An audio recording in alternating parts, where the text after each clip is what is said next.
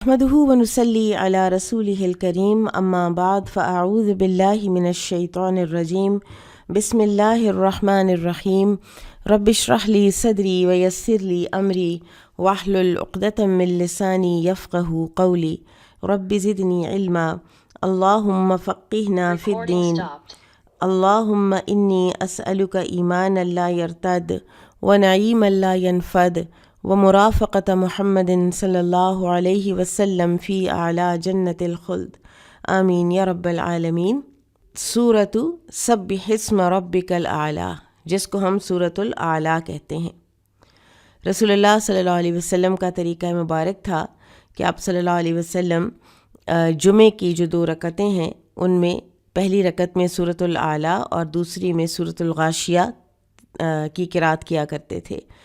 اسی طرح وطروں میں 3 وطر پڑھے جاتے تو آپ صلی اللہ علیہ وسلم پہلی جو رکعت ہے اس کے اندر سورۃ الاعلیٰ، دوسری میں سورۃ الکافرون اور تیسری میں سورۃ الاخلاص کی تلاوت کیا کرتے تھے۔ وقال مجاہد قدر فہدا قدر للانسان الشقاء والسعادۃ وہدى الانعام لمراتئها۔ مجاہد نے کہا قدر فہدا کے معنی ہے اللہ تعالیٰ نے انسان کے لیے سعادت و شقاوت یعنی بدبختی کی تقدیر مقدر کر دی اور جانوروں کو ان کی چراگاہوں کا راستہ بتا دیا۔ یہاں پر یہ جو الاعلیٰ ہے یہ اسم تفضیل مطلق ہے، اسم تفضیل مطلق۔ اللہ سبحانہ و تعالیٰ نے یہ نہیں فرمایا کہ اللہ الاعلیٰ ہے فلاں چیز سے فلاں چیز سے، بلکہ وہ مطلقاً الاعلیٰ ہے۔ اس کا علو، اس کی بلندی ذات کی بھی ہے اور صفات کی بھی ہے۔ ذات کے اعتبار سے الرحمن علی العرش استویٰ، وہ عرش پر مستوی ہے اور یہ اس کا علو ذاتی ہے۔ اسی طرح سے اس کی تمام صفات علو کے لیول پر ہیں، بلندی کے لیول پر ہیں، 8 موسٹ لیول کی صفات اس کے اندر ہیں۔ وہ اگر الرحمن ہے، الرحیم ہے، القاہر ہے، القہار ہے، الجبار ہے، عزیز ذو انتقام ہے، ہر اس کی صفت جو ہے وہ علو کے لیول پر ہے، کمال کے لیول پر ہے، بہت بلند و برتر ہے۔ انسان کے لیے بھی بعض مواقع پر علو ہو سکتا ہے لیکن وہ مطلق نہیں ہوتا۔ فار ایگزامپل سورہ آل عمران آیا 139 میں اللہ سبحانہ و تعالیٰ فرماتے ہیں وَلَا تَهِنُوا وَلَا تَحْزَنُوا وَأَنْتُمُ الْأَعْلَوْنَ إِن كُنتُم مُؤْمِنِينَ، اور نہ کمزور پڑو اور نہ غم کھاؤ اور تم ہی سر بلند رہو گے اگر تم مومن ہو۔ سر بلند رہو گے، دنیا میں سر بلند رہو گے، کامیاب ہوگے، کافروں کے مقابلے میں کامیاب ہو گئے، لیکن مطلق علو صرف اور صرف اللہ سبحانہ و تعالیٰ ہی کے لیے ہے۔ آپ الحمدللہ عقیدۃ الواسطیہ پڑھ رہے ہیں اور اس میں آپ پڑھ چکے ہوں گے یا بھی پڑھنا ہوگا کہ کچھ ایسے سیکٹس اسلام میں ابھرے جن کو اہل التعطیل کہا جاتا ہے کہ جنہوں نے اللہ تعالیٰ کی کچھ صفات کا انکار کیا، اور انہی صفات میں سے ایک اللہ تعالیٰ کا علو الذات ہے کہ اللہ تعالیٰ عرش پر ہیں یا ذاتی طور پر اللہ سبحانہ و تعالیٰ بہت بلندی پر ہیں، جیسے ہے کہ فی السماء، ٹھیک ہے، تو اللہ تعالیٰ آسمان میں ہیں، اوپر ہیں، ٹھیک ہے۔ تو جن لوگوں نے اللہ تعالیٰ کے علو الذاتی کا انکار کیا ہے وہ بھی 2 طرح کے لوگ ہیں، ان کے 2 نظریات ہیں۔ ایک وہ ہیں، وہ کہتے ہیں کہ اللہ تعالیٰ علو پر، بلندی پر نہیں ہے بلکہ ذاتی طور پر ہر جگہ پر موجود ہے۔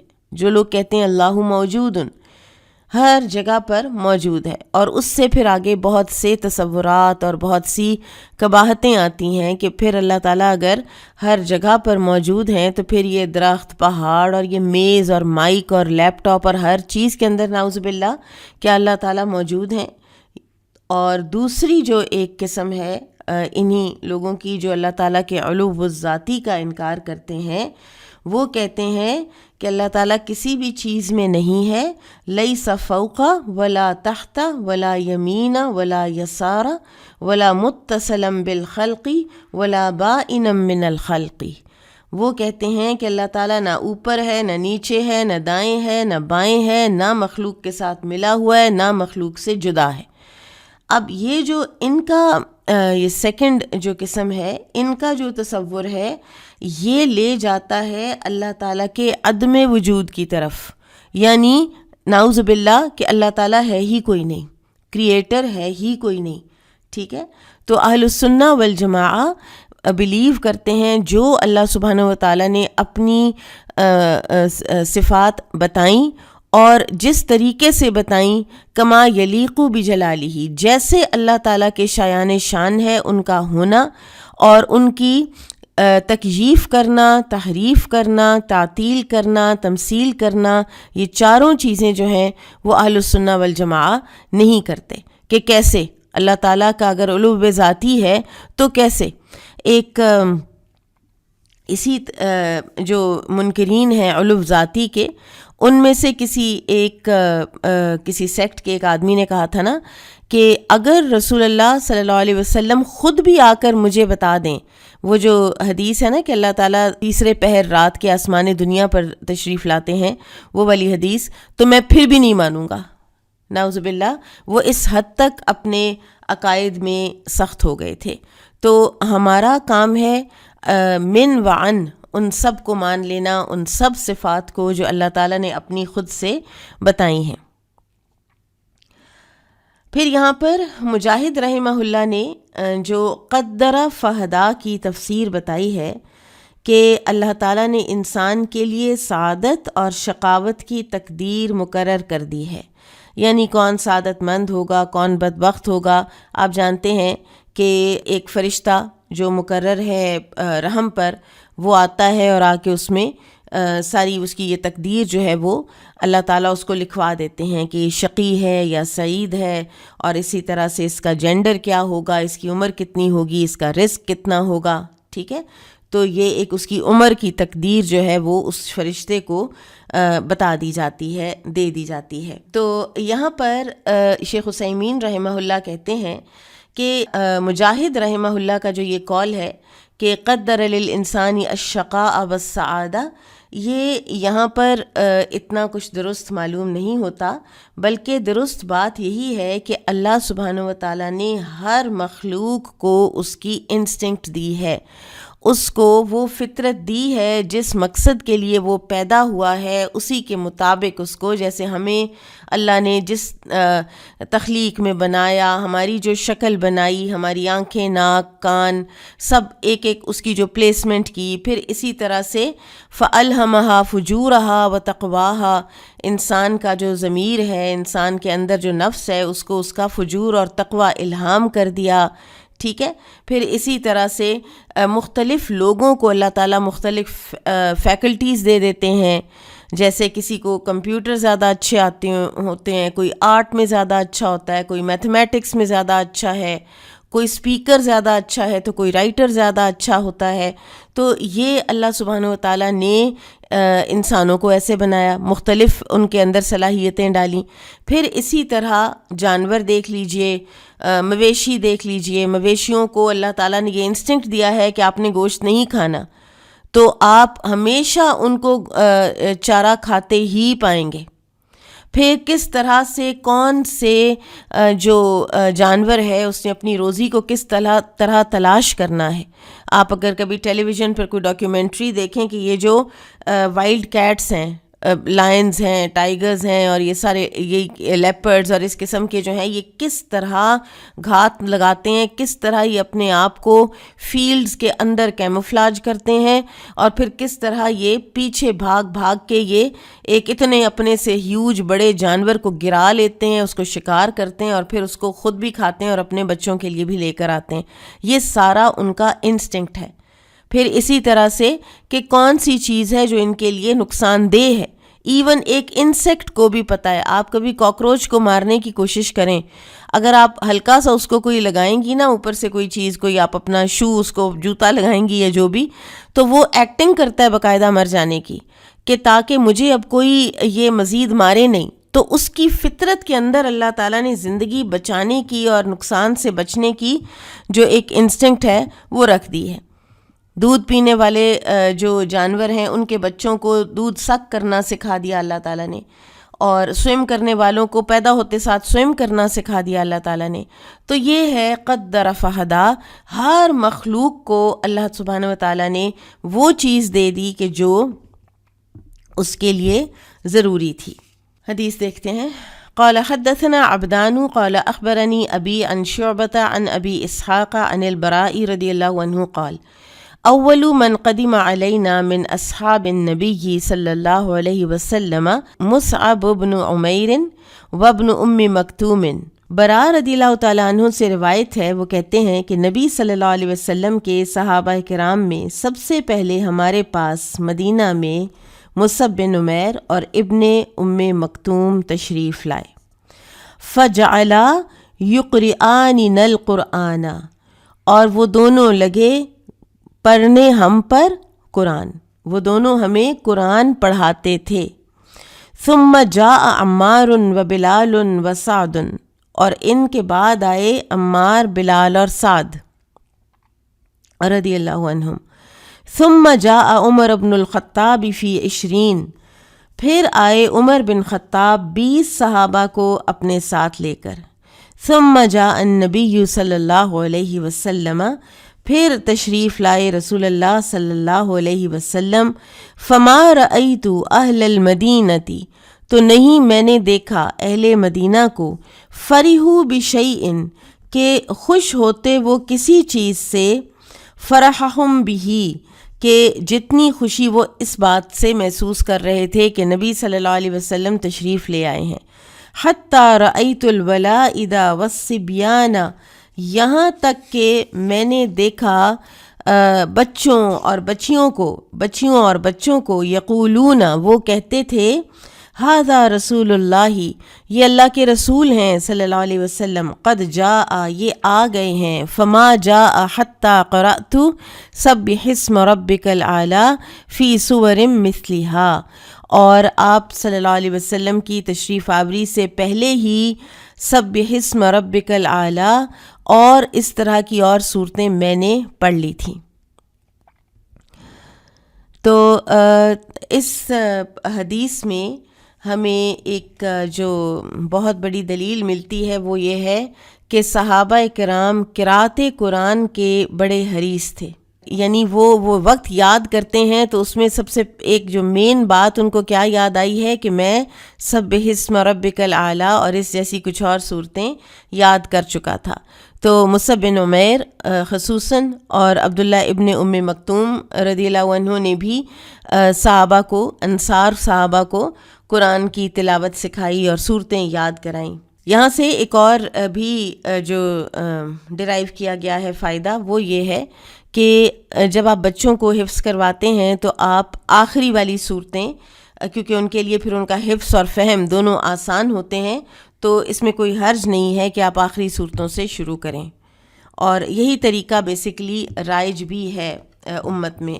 اس سورت کی پہلی آیت میں اللہ سبحانہ وتعالیٰ کی تسبیح کا حکم ہے. سورۃ الاعلیٰ میں سبح اسم ربک الاعلیٰ, اور اس سے مراد یہ ہے کہ اللہ سبحانہ وتعالیٰ ہر قسم کے عیب اور نقص سے پاک ہیں اور بلا شرکت غیر مختار کل ہیں. کائنات کی تمام اشیاء پر اللہ تعالیٰ کا پورا تسلط ہے, اور تسبیح کرنے سے مراد ہے کہ اللہ تعالیٰ کی ان تمام صفات کو یاد رکھنا ہے. اور جب یہ آیت نازل ہوئی تو رسول اللہ صلی اللہ علیہ وسلم نے فرمایا, اس آیت کے مطابق تم سجدے میں سبحان ربی الاعلیٰ اور سورہ واقعہ کی آخری آیت کے مطابق رکوع میں سبحان ربی العظیم پڑھا کرو. یہ مسند احمد کی حدیث سے ہمیں پتہ چلتا ہے. سورۃ هل اتاک حدیث الغاشیہ. وقال ابن عباس عاملۃ ناصبہ, ابن عباس نے فرمایا عاملۃ الناصبہ سے مراد ہیں النصارى عیسائی. وقال مجاہد عین آنیہ بلغ اناہا وحان شربہا. مجاہد نے کہا عین آنیہ کے معنی ہے اس کی گرمی انتہا کو پہنچ گئی اور اس کے پینے کا وقت آ گیا. حمیم آن، حمیم آن جو سورہ الرحمن میں ہے اس کے بھی معنی یہ ہیں کہ بلغ اناہو کہ اس کی گرمی انتہا کو پہنچ گئی. لا تسمع فیہا لاغیہ شتما، لا تسمع فیہا لاغیہ جنت میں کوئی گالی گلوچ نہیں سنیں گے. الدریع نبت یقال لہ الشبرق تسمیہ اہل الحجاز الدریع اذا یبس وہو سم.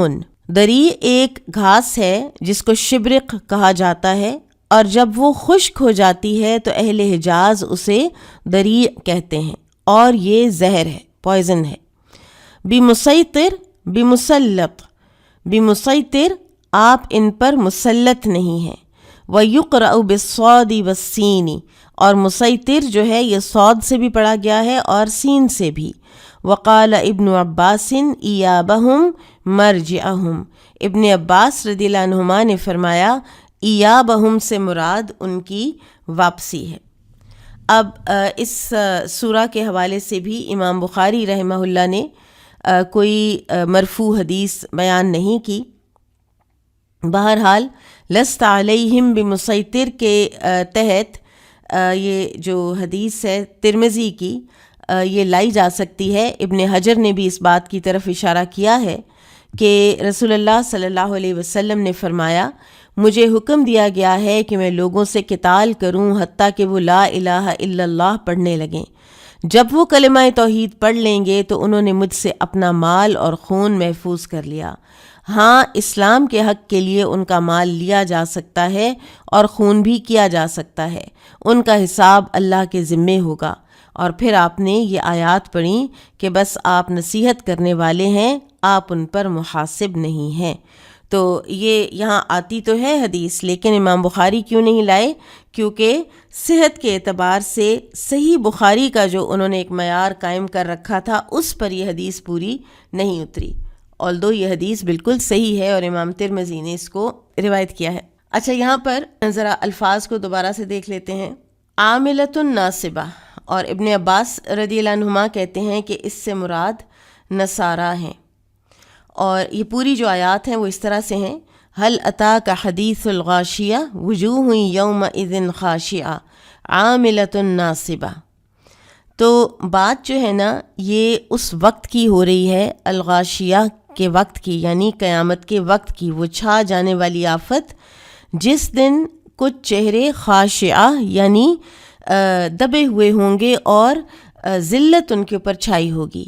عاملۃ ناصبہ، اور وہ کام کر کر کے تھک چکے ہوں گے، کام کرنے والے تھکنے والے.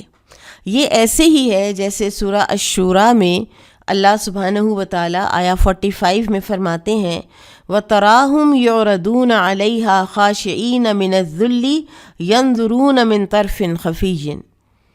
اور تم دیکھو گے انہیں کہ وہ اعراض کر رہے ہیں اس سے، یعنی کننکھیوں سے دیکھ رہے ہیں اس کو، خاشعین من الذل، اور دبے جا رہے ہیں ذلت سے. یہ وہ خشوع نہیں ہے کہ جو نماز میں اور جو ریکوائرڈ اور جو محمود خشوع ہے، یہ وہ نہیں ہے، یہ مذموم ہے. یہ وہ ہے جو قیامت کے دن کفار پر اور نہ ماننے والے جو ڈھیٹ لوگ ہیں جنہوں نے ڈھٹائی کے ساتھ انکار کیا ان پر چھایا ہوگا. ینظرون من طرف خفی، اور وہ اس کو آنکھوں کے کنارے سے دیکھ رہے ہوں گے. پھر آپ دیکھیے کہ نصارہ جو ہیں ان کے لیے ابن عباس رضی اللہ عنہما فرماتے ہیں کہ ان کے جو چہرے ہیں وہ خاشعہ ہوں گے اس دن، یعنی ذلت میں ڈوبے ہوئے ہوں گے، اور عاملۃ ناصبہ ہوں گے.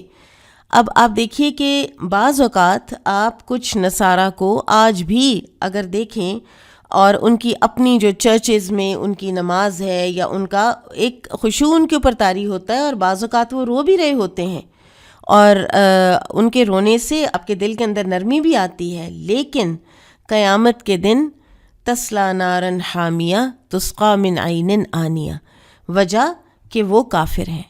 اب کافر چاہے یہ نیکی بھی کر لے دنیا میں، کفر کس چیز کا کیا ہے انہوں نے؟ نمبر 1، انہوں نے عیسیٰ علیہ السلام کے ساتھ اب تثلیث کی جو ٹرینٹی کا جو شرک ہے وہ کیا ہے، اور نمبر 2 کفر کس کا کیا ہے؟ رسول اللہ صلی اللہ علیہ وسلم کی رسالت کا، ورنہ گاڈ کا تصور اور رب اور اللہ کا تصور تو ان کے اندر موجود ہے۔ تو بہرحال اس ساری چیز کا سم اپ کرتے ہوئے ہم یہ کہیں گے کہ فَكُلُّ وُجُوهٌ، ہر وہ چہرہ جس کی صحیح سے اللہ تعالیٰ قیامت کے دن راضی نہ ہوا، فَإِنَّهَا خَاشِعَةٌ، اس نے دنیا میں جتنی بھی کوششیں کیں، سورہ الکہف میں آتا ہے نا کہ ہم تمہیں بتائیں اس شخص کے بارے میں بالاخسرین اعمالا، جو اعمال کے اعتبار سے سب سے خسارے میں ہے، الذین ضل سعیہم فی الحیات الدنیا وہم یحسبون انہم یحسنون صنعا، کہ ان کی ساری کوششیں تو اسی دنیا میں گم ہو کے رہ گئیں، اور وہ یہ سمجھ رہے ہیں کہ وہ بڑے اچھے کام کر رہے ہیں، اتنی محنت، اتنی کامیابیاں، لیکن وہ اعمال کے اعتبار سے سب سے خسارے میں ہے، اور ان کو یہ پتہ ہی نہیں ہے کہ یہ خسارہ ہے جو وہ اکٹھا کر رہے ہیں۔ تو ہر وہ چہرہ، ہر وہ انسان کہ جس کی صحیح سے اللہ قیامت کے دن راضی نہیں ہوں گے، وہ خاشعہ ہوگا اس دن۔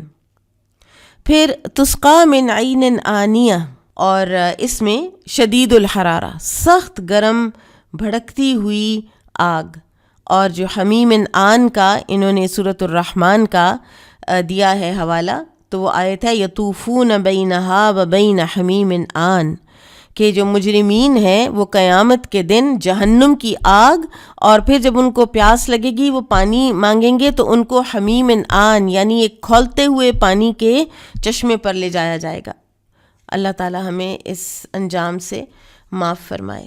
اور الدریع یا الشبرق، یہ جو ایک نباتات میں سے ایک کوئی بوٹی ہے، جڑی بوٹی، اور اس کے بہت زیادہ کانٹے ہوتے ہیں اور بہت بڑے بڑے کانٹے ہوتے ہیں، اور سوائے اونٹوں کے چارے میں بھی اس کو کوئی نہیں کھاتا، کیونکہ اونٹ ایک سخت جان اللہ تعالیٰ نے صحرا کا جانور بنایا ہے، تو وہ اس کو چارے کے طور پر کھا لیتا ہے اور اس سے فائدہ اٹھاتا ہے، لیکن کوئی اور زیرو، کوئی جانور، کوئی انسان تو دور کی بات اس کو کھا نہیں سکتے۔ لیکن قیامت کے دن یہی کھانا دریع ہی ان کو کھانے کے طور پر دیا جائے گا، اس میں کوئی نرشمنٹ نہیں ہوگی، نہ وہ اس سے موٹے ہو سکیں گے، نہ اس سے ان کی بھوک ختم ہوگی، کوئی غذائی اس کی حیثیت ہوگی ہی نہیں کہ جس سے ان کے جسم فائدہ اٹھا سکیں، نہ بھوک دور ہوگی، اور دائمی بھوک ان کو لگا دی جائے گی۔ یہ بھی ایک عذاب ہے، دائمی بھوک، والعیاذ باللہ۔ اللہ سبحانہ وتعالی ہمیں اس سے معاف فرمائے۔ اور وہ کہتے ہیں نا الجزاء من جنس العمل، کہ انسانوں کو جزا ملتی ہے اعمال کے مطابق، تو اس دنیا میں لوگوں کو بھوکا رکھنے والے قیامت کے دن اس طرح کے کسی بھی عذاب کا شکار ہو سکتے ہیں۔ تو لہٰذا آپ دیکھیے، لوگوں کو کھانا کھلانا جنت میں لے جانے والے اعمال میں سے ہے، تو کوشش کرنی چاہیے کہ جتنا بھی انسان کھانا کھلا سکے کھلائے۔ پھر اسی طرح سے بمسیطر، اس کو بھی دیکھ لیتے ہیں، اور یہ آیات ہیں سورۃ الغاشیہ 21-22، فذکر انما انت مذکر لست علیہم بمسیطر، آپ نصیحت کیجئے، آپ تو صرف ایک نصیحت کرنے والے ہیں، اور آپ ان پر نگران مقرر نہیں ہوئے، یعنی آپ زبردستی ان کو ہدایت نہیں دے سکتے۔ آپ کا کام، آپ کی رسپانسبلٹی تذکیر ہے، آپ جب تذکیر کر لیں گے تو آپ کی ذمہ داری ختم ہو جائے گی، ہدایت دینا اللہ سبحانہ و تعالیٰ کا کام ہے۔ اور اس آیت میں نبی صلی اللہ علیہ وسلم کے لیے ایک تسلی ہے کہ اگر کوئی نہیں ایمان لاتا تو پھر وہ جو آپ کی ایک کیفیت ہو جاتی ہے فَلَعَلَّكَ بَاخِعٌ نَفْسَكَ عَلَىٰ آثَارِهِمْ، کہ آپ تو اپنے آپ کو ہلاک کر ڈالیں گے ان لوگوں کے پیچھے، ان کے غم میں، تو وہ جو ہے وہ اس کو بھی ختم کیا جا رہا ہے کہ آپ تسلی رکھیے، آپ کا کام جو ہے وہ صرف تذکیر ہے۔ اور پھر جو مکذبین ہیں، جو جھٹلانے والے ہیں اس سورہ میں اور اس آیت میں، ان کے لیے بہت بڑی وعید بھی ہے۔ پھر اسی طرح سے اس آیت میں ہمیں یہ بھی پتہ چلتا ہے کہ رسول اللہ صلی اللہ علیہ وسلم کے اختیار میں یا استطاعت میں تھا ہی نہیں کہ آپ کسی ایک کو بھی ہدایت خود سے دے سکیں، جب کہ آپ صلی اللہ علیہ وسلم بہت محبوب رکھتے تھے اس بات کو کہ سب کے سب لوگ ہدایت پر آ جائیں۔ سورۃ والفجر۔ وقال مجاہد ارم ذات العماد یعنی القدیمۃ، والعماد یعنی اہل عمود لا یقیمون۔ مجاہد نے کہا ارم ذات العماد، اس سے مراد پرانی قوم عاد ہے۔ العماد سے مراد خیموں والے جو ایک جگہ قیام نہیں کرتے۔ صوت عذاب الذی عذبوا بہ، صوت عذاب سے مراد وہ چیز ہے جس کے ذریعے سے انہیں عذاب دیا گیا۔ اکل اللمہ الصف، اکل اللمہ کا مطلب ہے سمیٹ کر کھا جانا۔ وجمن الکثیر، وقال مجاہد کل شیء خلقہ فہو شفع، السماء شفع والوتر اللہ تبارک و تعالی۔ جمن کے معنی ہے بہت زیادہ۔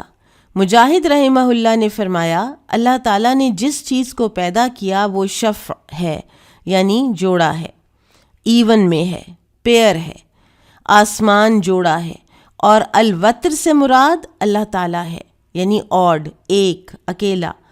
ان کے علاوہ نے کہا وقال غیرہ صوت عذاب، صوت عذاب کیا ہے؟ کلمۃ تقولها العرب لكل نوع من العذاب يدخل فيه الصوت، کہ صوت عذاب یہ ایک کلمہ ہے جسے اہل عرب ہر قسم کے عذاب کے لیے استعمال کرتے ہیں، اس میں کوڑے کا عذاب بھی شامل ہے۔ لب المرصاد الیہ المصیر، لب المرصاد کے معنی ہے اسی کی طرف سب نے لوٹ کر جانا ہے۔ تحادون تحافظون، تحادون الف کے ساتھ تم حقوق کی حفاظت نہیں کرتے، وتحضون یعنی الف کے بغیر تأمرون بإطعامہ، اور تحضون کے معنی ہے تم کھلانے کا حکم نہیں دیتے۔ المطمئنۃ المصدقۃ بالثواب، المطمئنہ اللہ کے ثواب پر یقین رکھنے والا۔ وقال الحسن، اور حسن البصری رحمہ اللہ نے فرمایا یا ایتھا النفس المطمئنہ اذا اراد اللہ عز وجل قبضها اطمأنت الی اللہ واطمأن اللہ الیہ، وردیت عن اللہ ورضی اللہ عنہ، فأمر بقبض روحها وأدخله اللہ الجنة وجعله من عباده الصالحین۔ یہ بڑی زبردست خوبصورت گفتگو ہے جو حسن البصری رحمہ اللہ نے کی ہے نفس مطمئنہ کے حوالے سے۔ یا ایتھا النفس المطمئنہ سے مراد یہ ہے کہ جب اللہ تعالیٰ اس کو بلانا چاہے تو وہ اس کی طرف مطمئن ہو اور اللہ اس کی طرف سے مطمئن ہو، بندہ اللہ سے مطمئن اور اللہ بندے سے مطمئن، وہ اللہ سے راضی ہو اور اللہ اس سے راضی ہو، اور اللہ اس کی روح قبض کر کے اسے اپنے نیک بندوں میں شامل فرما لے۔ وقال غیرہ، اور حسن البصری کے علاوہ نے کہا جابو نقبو من جیب القمیس قطع لہ جیب یجوب الفلاۃ یقطعها۔ حسن بصری کے علاوہ نے کہا جابو کے معنی ہے کرید، اور یہ جیب القمیس سے ماخوذ ہے جب اس کا گریبان کاٹا جائے۔ لوگ کہتے ہیں یجوب الفلاۃ، یعنی وہ جنگل قطع کر رہا ہے، کاٹ رہا ہے۔ لمن اکل اللمہ جو آتا ہے نا، لمن لممتہ اجمع اتیت علی آخرہ، لما میں نے سب ختم کر دیا یعنی اس کے آخر تک پہنچ گیا۔ یہاں پر بھی اس سورہ فجر میں بھی امام بخاری رحمہ اللہ نے چند منتخب الفاظ کی لغوی تشریح کی ہے، لیکن کوئی مرفوع حدیث پیش نہیں کی۔ اور بہرحال وجیء یومئذ بجہنم کے تحت یہ آیت ہے سورہ فجر کی اینڈ میں، اس کے تحت یہ حدیث لائی جا سکتی ہے جو کہ صحیح مسلم میں ہے کہ عبداللہ بن مسعود رضی اللہ عنہ بیان کرتے ہیں کہ رسول اللہ صلی اللہ علیہ وسلم نے فرمایا، قیامت کے دن جہنم کو جب لایا جائے گا تو اس کی 70,000 لگامیں ہوں گی، اور ہر لگام کے ساتھ 70,000 فرشتے ہوں گے جو اسے کھینچ کر لائیں گے۔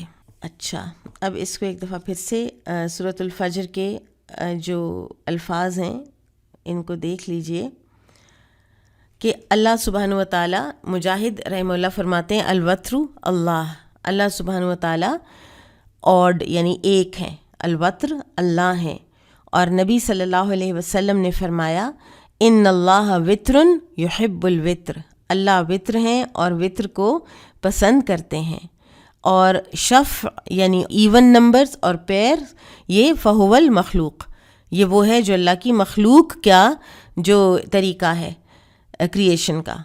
اور اللہ سبحانہ و تعالیٰ سورہ الذاریات آیا 49 میں فرماتے ہیں وَمِن كُلِّ شَيْءٍ خَلَقْنَا زَوْجَيْن، اور ہر چیز کے ہم نے جوڑے بنائے، اور جیسے مرد اور عورت بنائے، پھر اسی طرح سے اللہ تعالیٰ نے جو مادہ بنایا ہے، جیسے پانی ہے تو پانی میں بھی 2 گیسز ہیں اور ان کا جوڑا ہے تو پانی بنتا ہے، اسی طرح سے کریشن ان پیئرز ہے، اور یہ تھیوری آف کریشن ان پیئرز نے نوبیل پرائز لیا 1920s میں، اور اس جو فزسسٹ تھا اس کا یہ کہنا یہ تھا کہ اگر کریشن پیئرز میں نہ ہو، اس دنیا میں ہر چیز پیئرز میں ہے، اگر پیئرز میں نہ ہو، بڑی سے بڑی چھوٹی سے چھوٹی ایٹم کے اندر بھی پیئرنگ موجود ہے، ورنہ پیئرنگ کے بغیر دنیا ایگزسٹ ہی نہیں کر سکتی، لائف ایگزسٹ ہی نہیں کر سکتی۔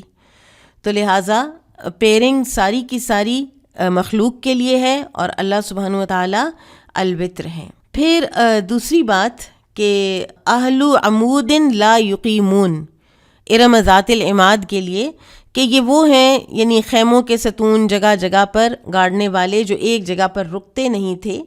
اس کے بارے میں بعض علماء کو اس تشریح سے کچھ اختلاف ہے، جن میں شیخ عثیمین رحمہ اللہ بھی شامل ہیں، اور وہ کہتے ہیں کہ یہ بات جو ہسٹوریکلی ہمیں پتہ چلتی ہے وہ یہ ہے کہ یہ جو قوم تھی، قوم عاد، یہ کوئی بادیہ نشین تو نہیں تھے، یہ ایک جگہ پر رہنے والے لوگ تھے، اور یہاں پر پھر ذات العماد سے مراد ہے کہ وہ بڑے بڑے ستونوں والی عمارتیں بنایا کرتے تھے جن کے اوپر کہ وہ فخر بھی کیا کرتے تھے۔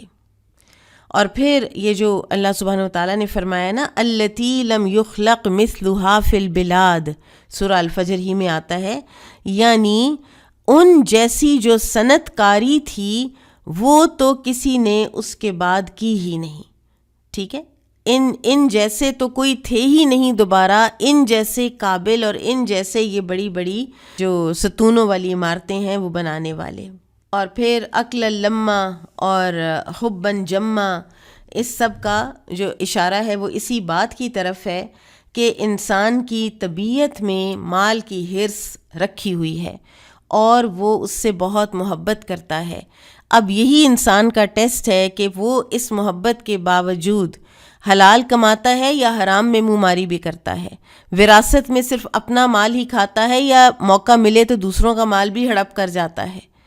یہ ہے انسان کا ٹیسٹ، اور اللہ تعالیٰ نے اس کی طرف باقاعدہ اشارہ کیا ہے کہ یہ انسان کرتا ہے، اور پھر اس کی ریپرکشنز اس دنیا میں بھی اس کو ملتی ہیں اور آخرت میں تو ملیں گی ہی ملیں گی۔ پھر اسی طرح سے تحادونا اور تحدونا کا فرق ہمیں بتا دیا گیا کہ تحادونا کا معنی ہے کہ ایک دوسرے کو ترغیب نہیں دلاتے ہو کسی بھی نیکی کے کام کی، علی طعام المسکین یا کوئی بھی اور نیکی کا کام، تو ایک دوسرے کو ترغیب نہیں دلاتے۔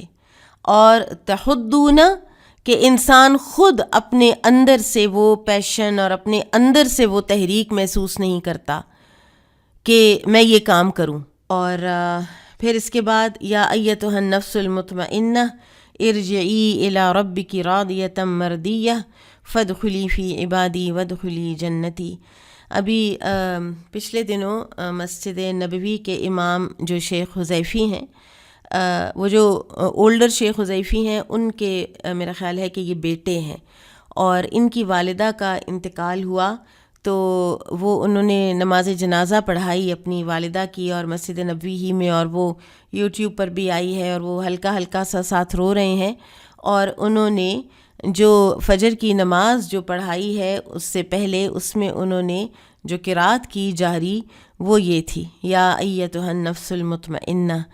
تو ایسے ہی میں سوچ رہی تھی کہ ظاہر ہے کہ یہ تو فیصلے اللہ سبحانہ و تعالیٰ کے ہیں، لیکن بعض لوگ اپنے پیچھے ایسے بڑے بڑے آثار چھوڑ جاتے ہیں کہ یہ ان کی سچی ناموری بن جاتے ہیں اور ان کے حسن خاتمہ کی دلیل بن جاتے ہیں، کہ ایک ایسا بیٹا اپنے آثار میں چھوڑا کہ جو مسجد نبوی کے امام ہیں، اور مسجد نبوی میں کھڑے ہو کر ان کے لیے دعا کی جا رہی ہے اور نماز جنازہ پڑھی جا رہی ہے۔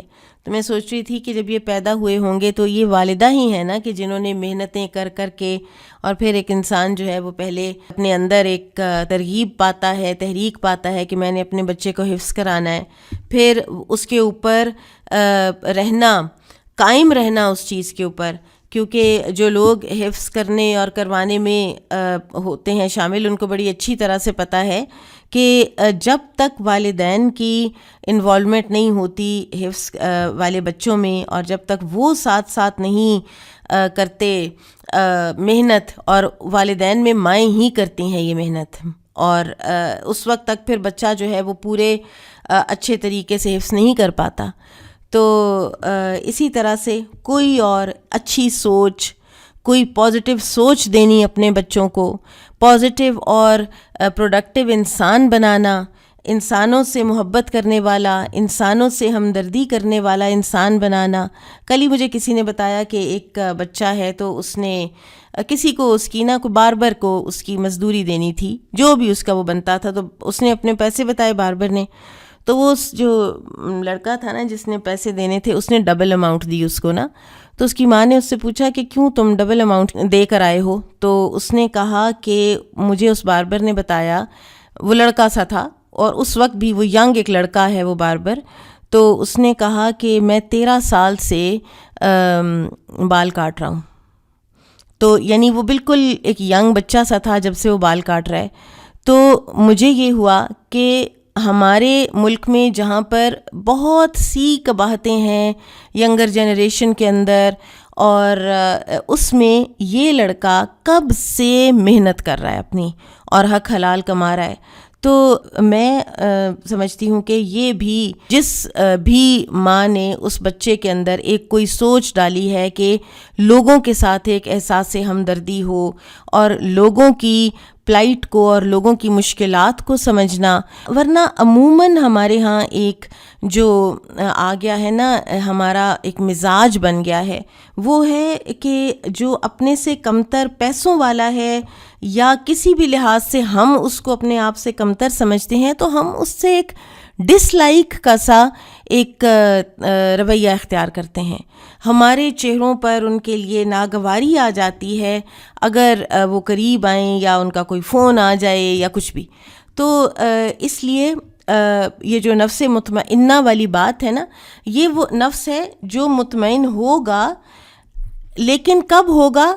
جب دنیا میں وہ مطمئن رہا، اللہ تعالیٰ نے جو اس کو دیا اس کے اوپر وہ مطمئن رہا، اسلام پر اس کی شرع صدر رہی، وہ اللہ تعالیٰ کے فیصلوں پر، قضاء و قدر کے فیصلوں پر اور اللہ تعالیٰ کی شریعت پر راضی رہا، تو یہ مطمئن زندگی گزار گیا۔ تو یہ مطمئن ہوگا جب اس کی روح قبض کی جائے گی اور اس سے کہا جائے گا کہ ایتھا النفس المطمئنہ، اے مطمئن نفس، نکل چل اپنے رب کی طرف، روح و ریحان کی طرف، و رب غیر غضبان کی طرف، یعنی خوشیاں اور وارے نیارے اور خوشبوئیں اور پھول اور ایسا رب کے جو تمہارے اوپر اب کبھی غضبناک نہیں ہوگا۔ تو یہ نفس مطمئنہ اپنے خاتمے کے وقت بھی یہ خوشخبری پائے گا۔ پھر اسی طرح سے یہ مطمئن ہوگا حساب کے وقت، اور اس وقت بھی، کیونکہ اس کو پتہ ہے کہ میں نجات پا گیا ہوں، اس کو اس کا نامہ اعمال دائیں ہاتھ میں جب دے دیا جائے گا تو یہ اس کا مطمئن ہونے کا اخروی مقام ہے۔ فَأَمَّا مَنْ أُوتِيَ كِتَابَهُ بِيَمِينِهِ فَيَقُولُ هَاؤُمُ اقْرَءُوا كِتَابِيَهْ سورۃ الحاقہ۔ تو یہ ان سب مقامات میں، دنیا میں، موت کے وقت، حشر کے میدان میں یہ مطمئن ہوگا۔ اچھا، انسان کے نفس جو ہے نا، نفس دو ہی ہیں، ایک وہ جو اس کو خیر کی طرف بلاتا ہے، نفس مطمئنہ، اور دوسرا جو اس کو برائی کی طرف بلاتا ہے، نفس امارہ۔ اور جو نفس لوامہ ہے نا، یہ ان دونوں نفسوں کا وصف ہے، ٹھیک ہے؟ یہ تیسرا نفس نہیں ہے، یہ ان دونوں نفسوں کا وصف ہے۔ اور یہ اگر نفس مطمئنہ سے کوئی غلطی ہو رہی ہو تو اس کو ملامت کرتا ہے اس فعل الشر سے جو اس سے صادر ہو رہا ہے، اور جو نفس امارہ جس کا ایکٹیویٹڈ ہے زیادہ، تو اس کو ملامت کرتا ہے کہ تم کوئی خیر کے افعال کیا کرو۔ پھر جابو کو بھی دیکھ لیجئے، اور یہ ہے وَثَمُودَ الَّذِينَ جَابُوا الصَّخْرَ بِالْوَادِ، اور سمود جنہوں نے وادی میں پہاڑ جو ہیں ان کو تراش تراش کے تو گھر بنائے۔ اور اس کا ذکر بارہا قرآن میں آیا ہے، مثلاً سورہ الشعراء آیا 149 میں اللہ تعالیٰ فرماتے ہیں وَتَنْحِتُونَ مِنَ الْجِبَالِ بُيُوتًا فَارِهِينَ، اور تم لوگ تراش تراش کر پہاڑوں کو بناتے ہو گھر، اور پھر اس میں تم خوش خوش رہتے ہو۔ اور یہ ان کے گھر جو بنے ہوئے ہیں، اب آپ دیکھیے کہ ان کا، کیونکہ ان کا عقیدہ تو یہ تھا ہی نہیں کہ کوئی حیات بعد الموت ہے یا ہمیں کوئی یہاں پہ آفت بھی آ سکتی ہے، تو خوش ہونا تو ان کا بنتا تھا، اس لیے کہ آپ دیکھیے کہ وہ گھر تو آج بھی موجود ہیں، وہ ان کی پائیداری پر ہی خوش ہوتے تھے نا، تو پائیداری تو ان کی اتنی تھی کہ وہ گھر ہزاروں سال بعد وہ آج بھی موجود ہیں۔ دار سمود میں اگر جائیں تو وہ تو آپ کو ملتے ہیں گھر، لیکن بات یہ ہے کہ وہ خود نہیں ہے، وہ خود نہیں ہے، اور خود ان کے اوپر اللہ تعالیٰ کا عذاب آیا، اور یہی وہ چیز ہے کہ جس سے وہ غافل تھے۔ اب ایک چیز ذرا ضمنی طور پر کہ ان جگہوں پر جانا کیا جایا جا سکتا ہے سائٹ سینگ کے لیے؟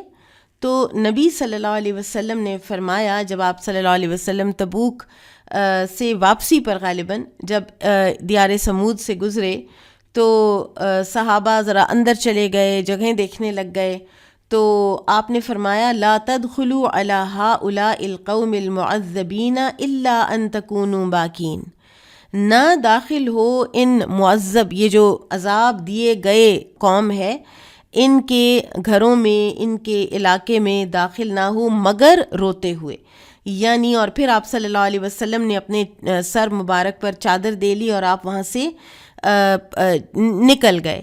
اور اسی طرح سے ہمیں یہ بھی پتہ چلتا ہے کہ سوائے اس کنویں کے کہ جس سے صالح علیہ السلام کی اونٹنی پانی پیتی تھی، کہیں سے بھی پانی لینے سے بھی منع کیا، جو آٹا وہاں گوندا تھا اس کو خود کھانے سے بھی صحابہ کرام کو آپ صلی اللہ علیہ وسلم نے روک دیا۔ اور ان جگہوں کو اگر آج سائٹ سینگ کی جگہ بنایا جا رہا ہے تو یہ واقعی ایک بہت بڑا لمحہ فکریہ ہے، اور اس میں سب سے بڑی جو بات ہے نا وہ ہے دل کی سختی، اور دل کی سختی بدبختی کی علامت ہے کہ آپ کا دل اتنا سخت ہو جائے کہ اتنی معذب قوم کہ جس کا ذکر قرآن کے اندر ہے، جو ضرب المثل ہیں متکبر ہونے میں اور اتنے قابل ہونے میں، کیا انجینئرنگ تھی، کیا آرکیٹیکچر تھا کہ وہ پہاڑ تراش کے گھر بنا لیتے تھے، اور وہ آج تک موجود ہیں۔ ہم تو اتنی محنتیں کرتے ہیں اور ایک سڑک بناتے ہیں، اور وہ آئے دن آپ کی موٹر وے بھی کئی کئی جگہوں سے مرمت ہو رہی ہوتی ہے، ٹوٹی پڑی ہوتی ہے۔ ہمارے تو اب معیارات یہ رہ گئے ہیں، ان کی تباہی پر غور و فکر کرنے کی بجائے وہاں پر سٹالز بنا دینا اور وہاں پر سائٹ سینگ کا اور ایک ٹھیلے میلے کا ایک انتظام کر دینا، یہ دل کی سختی کی علامت ہے۔ اور دل کی سختی چاہے وہ اقوام میں آئے، چاہے وہ کسی انسان میں آئے، ہوتی وہ علامت ہے زوال کی۔ سورۃ لا اقسم یعنی سورۃ البلد۔ وقال مجاہد وانت حل بهذا البلد، مجاہد رحمہ اللہ نے کہا وانت حل بهذا البلد سے مراد مکہ مکرمہ ہے۔ لیس علیک ما علی الناس فیہ من الاثم، مطلب یہ کہ خاص آپ کے لیے یہ شہر حلال ہوا، دوسروں کو وہاں لڑنا گناہ ہے۔ ووالدن آدم، ووالدن سے مراد آدم علیہ السلام ہے۔ وما ولد، اور وما ولد سے مراد ان کی تمام اولاد ہے۔ لبدن کثیرن، لبدن کے معنی ہیں بہت زیادہ۔ والنجدین الخیر والشر، النجدین کے معنی ہیں اچھے اور برے دو راستے۔ مسغبتن مجاعتن، مسغبہ کے معنی ہیں بھوک۔ مطربتن الساقط فی التراب، مطربتن سے مراد مٹی میں پڑا رہنا ہے۔ یقال فلقتحم العقبہ، کہا گیا ہے فلقتحم العقبہ، فلم یقتحم العقبۃ فی الدنیا، اس نے دنیا میں کوئی گھاٹی عبور نہیں کی۔ ثم فسر العقبۃ فقال، پھر گھاٹی کی وضاحت کی اللہ تعالیٰ نے اور فرمایا وما ادراک ما العقبہ فک رقبہ او اطعام فی یوم ذی مسغبہ، کہ تم کیا جانو کہ وہ دشوار گھاٹی کیا ہے، کسی گردن کو آزاد کرنا یا کسی بھوک والے دن غریبوں کو کھانا کھلا دینا۔ فی کبدن فی شدتن، فی کبدن سے مراد شدت اور تکلیف ہے۔ اس سورہ میں بھی امام بخاری رحمہ اللہ نے کوئی مرفوع حدیث نہیں پیش کی، اور فک رقبہ کے تحت درج ذیل حدیث پیش کی جا سکتی ہے جو مسند احمد میں ہے کہ برا بن عازب رضی اللہ عنہما سے روایت ہے، وہ کہتے ہیں کہ ایک دیہاتی رسول اللہ صلی اللہ علیہ وسلم کی خدمت میں حاضر ہوا اور عرض کی اللہ کے رسول، مجھے کوئی ایسا عمل بتائیں جو جنت میں جانے کا باعث ہو۔ آپ نے فرمایا تو نے مختصر سی بات میں اپنا مسئلہ پیش کر دیا ہے۔ پھر آپ نے فرمایا غلام کو آزاد کرو یا گردن کو بوجھ سے ہلکا کرو۔ اس نے عرض کی کیا یہ دونوں ایک نہیں ہیں؟ آپ نے فرمایا نہیں، عتق النسمہ یہ ہے کہ تو اکیلا کسی غلام کو آزاد کرے، اور فک رقبہ کا معنی ہے کسی غلام کی آزادی میں تعاون کر۔ اور آج کیونکہ وہ والی غلامی بائی ڈیفینیشن نہیں ہے، تو اس میں جو فقہا کا جو فرمانا ہے وہ یہ ہے کہ آپ جیلوں میں بند جو قیدی ہیں، یا وہ بے قصور ہیں یا وہ اپنی قید پوری کر چکے ہیں لیکن ضمانت کے جو پیسے ہیں وہ نہیں دے پاتے اور پھر اس کی وجہ سے جیلوں میں ہیں، تو ان کی ضمانت ادا کر کے وہ جو آزادی جیل سے ملتی ہے وہ بھی دراصل ایک ایسی آزادی ہے کہ جو انسان کی لٹرلی اس کو غلامی سے آزاد کرتی ہے اور اس کو ایک نئی زندگی عطا فرماتی ہے۔ میں کل پرسوں ہی وہ پڑھ رہی تھی کہ کوئی وہ صاحب جو گوانتانامو بے میں 20 سال اور وداؤٹ ٹرائل وہاں پہ پڑے رہے ہیں فار 20 years، کوئی ان کا جرم ثابت نہیں ہوا۔ جرم ثابت ہونا تو دور کی بات، انہیں ٹرائل بھی نہیں دیا گیا۔ they just kept him there for 20 years، اور وہ 55 کے تھے جب تھائی لینڈ سے ان کو پکڑا، اینڈ ناؤ ہی 75۔ اور 2 سال پہلے جو اس وقت حکومت ہے وہاں پر گورنمنٹ ہے بائیڈن، اس نے کہا کہ نہیں ان کو نکال دیں، انہیں فارغ کریں، اور پھر بھی جو بیوروکریسی ہے اور جو ریڈ ٹیپ ہے اور جو کاغذی کارروائی ہے اس میں 2 سال لگے، اور اب ان کو واپس وہ پاکستانی ہیں یہاں بھیجا ان کو۔ اور اس وقت بھی وہ کہتے ہیں کہ اس بدنام زمانہ جیل کے اندر 30 سے 35 قیدی جو ہیں وہ جانوروں کی سی زندگی گزار رہے ہیں، جن کا کوئی ہیومن رائٹ نہیں، جن کی کوئی سول رائٹ نہیں، جن کو کوئی ٹرائل نہیں دیا جا رہا، جن سے یہ پوچھا تک نہیں جا رہا کہ تمہارا قصور یہ ہے بھی یا نہیں ہے۔ تو اللہ ہمیں معاف کرے، اس طرح کا ظلم جو ہے دنیا میں قیامت کے دن جب یہ کھاتے کھلیں گے تو یہ ظالم کہاں کہاں سے نکلیں گے اور کہاں کہاں سے مظلوم کس کس لیول پہ ہوں گے اس دن انشاءاللہ۔ بہرحال ہم سے جتنا حصہ ڈالا جا سکتا ہے ہمیں چاہیے کہ ہم ڈالیں۔ سورت کو ذرا دوبارہ دیکھ لیتے ہیں۔ وَأَنْتَ حِلٌّ بِهَذَا الْبَلَدِ، مجاہد رحمہ اللہ نے اس کی تفسیر یہ کی ہے کہ آپ صلی اللہ علیہ وسلم کو یہاں پر جائز تھا وہ چیزیں جو باقیوں کو جائز نہیں ہیں۔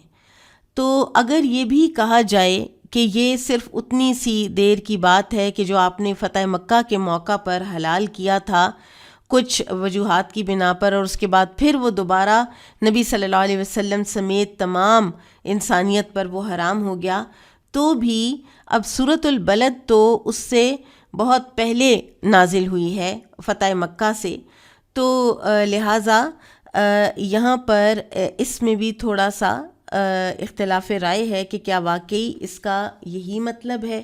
بہرحال وَأَنْتَ حِلٌّ بِهَذَا الْبَلَدِ کا جو ایک اور معنی لیا گیا ہے وہ یہ ہے کہ آپ رہنے والے ہیں اس شہر کے، آپ مکین ہیں اس شہر کے۔ اور پھر یہ ہے ایک اور معنی کہ نبی صلی اللہ علیہ وسلم کا وہاں پر رہنا جو ہے وہ مکہ کے لیے شرف تھا، ٹھیک ہے۔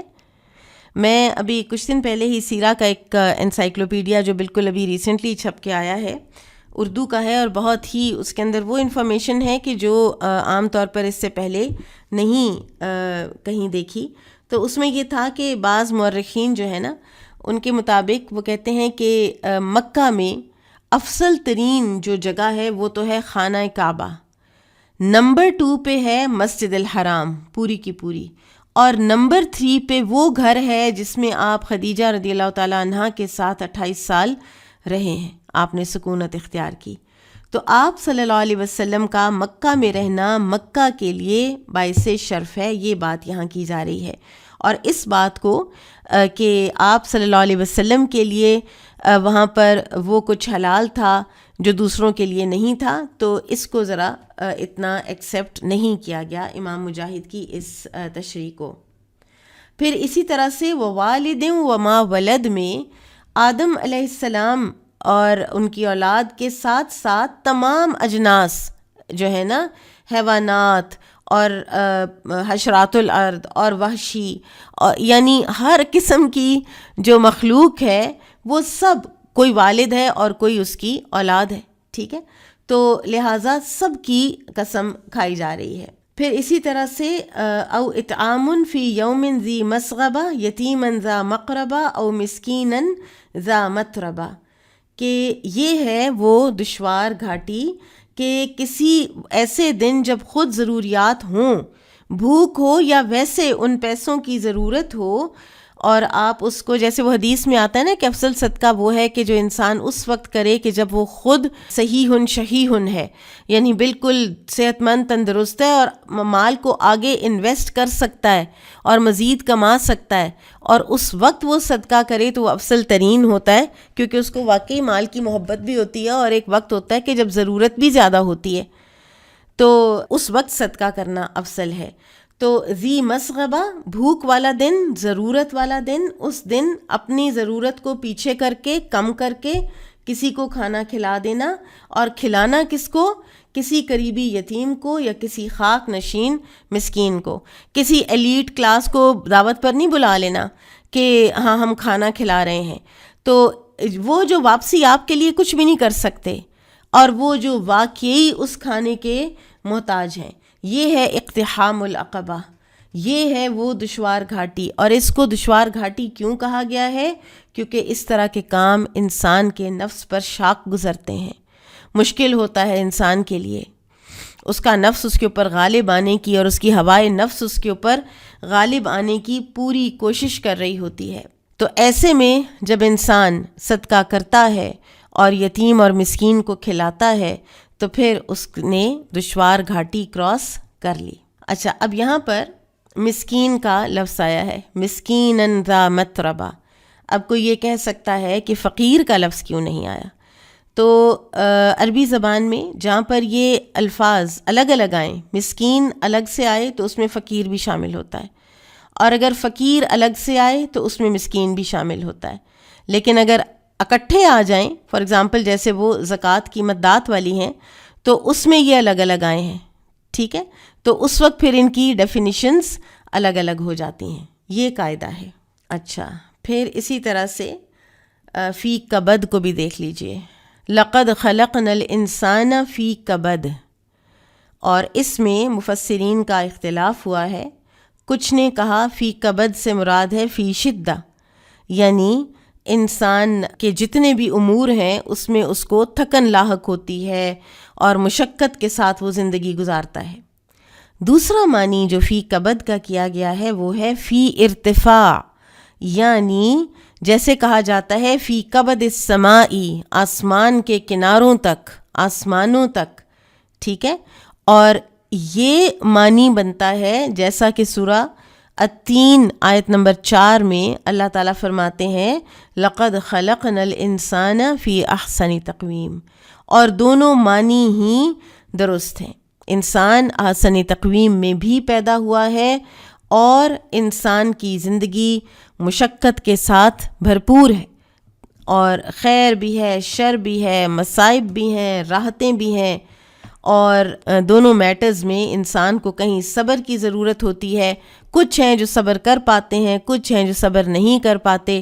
تو اسی طرح سے زندگی کی گاڑی چلتی ہے، اور جس طریقے سے انسان نے اپنی زندگی چلائی اسی طریقے سے اس کا حساب کتاب ہوگا اور اس کی انجام کا فیصلہ ہوگا. واللہ اعلم. سورۃ والشمس وضحاہا. وقال مجاہد ضحاہا ضوءہا. مجاہد رحمہ اللہ نے فرمایا ضحاہا کے معنی ہے اس کی روشنی. اذا تلاہا تبعہا. اذا تلاہا کے معنی ہے چاند اس کے بعد آتا ہے. وطحاہا دحاہا. طحاہا کے معنی ہے زمین کو ہموار کرنا. ودساہا اغواہا. دساہا سے مراد نفس کو اغوا اور گمراہ کرنا ہے. فَأَلْهَمَهَا عَرَّفَهَا الشَّقَاءَ وَالسَّعَادَةَ. وقال مجاہد بتغواها بمعاصیها. فَأَلْهَمَهَا نیکی اور بدی کی رہنمائی کی.